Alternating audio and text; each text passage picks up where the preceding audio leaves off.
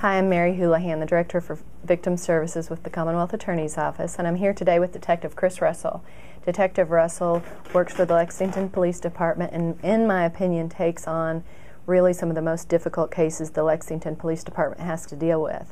Those are the cases of elder abuse and of the abuse of vulnerable citizens of our community. One of the things that we see as the difficulty in these very serious cases of elder abuse and the abuse of vulnerable adults is very often the victims of these cases can't speak for themselves. So it's so terribly important that we have somebody with the passion and drive of Detective Russell that's willing to go the extra mile on these cases, not just give up because the victim themselves can't tell you exactly what happened, or even perhaps stand up for themselves. We're all very lucky in this community that we have Detective Russell to stand up for those victims that need help. We are here today to talk about the case of Commonwealth versus James Holloway. This is a case of Detective Russell's that we wanted to talk about today because it has some particular moments of interest that don't really go into how the person was victimized, but how we as a community can make a difference in solving crimes. Detective Russell, can you tell me about James Holloway and how that case first came to your attention? Absolutely. I was sitting in my office one afternoon and I received a call from one of our local banks.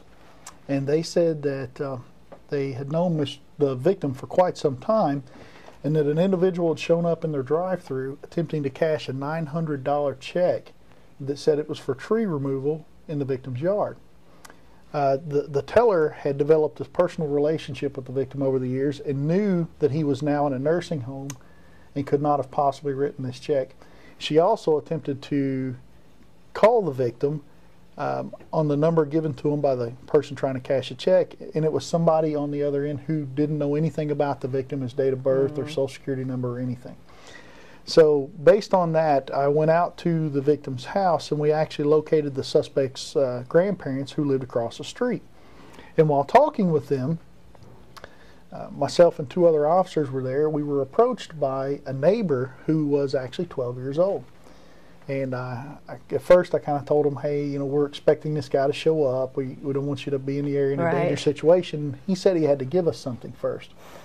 And when he did, he produced a letter that at first glance looked like a grocery list from his mom. But when he began to point out what he'd written down, he had actually observed someone go behind the victim's house at around 12 noon that day.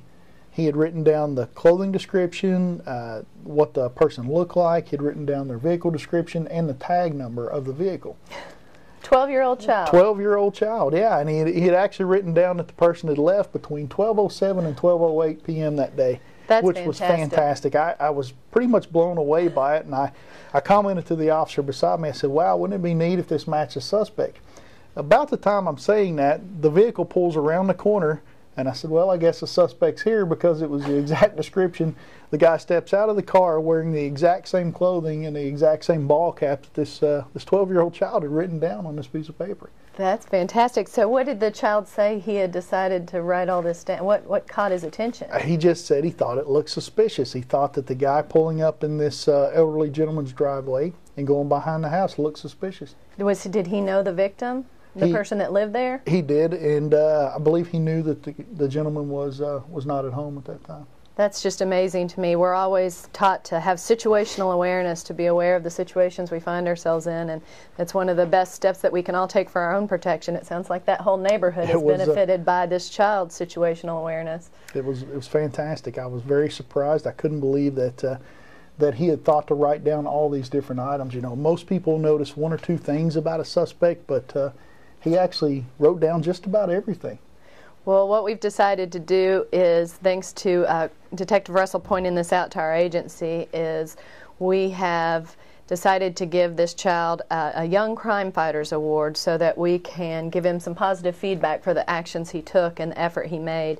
And we certainly love this story because it is everyday citizens and what they see and observe that make the difference in every case. These are the people that then become witnesses to these cases, and a big part of how we result in successful prosecutions when we do. They also add a little bit of lightness to these very, very serious cases. When you have something like that that you can smile about, that you can enjoy in the investigation, it helps all of us that have to deal with this stuff all the time. Well, thank you so much for telling us about this case and for all the hard work you do, Detective Russell. Thank you.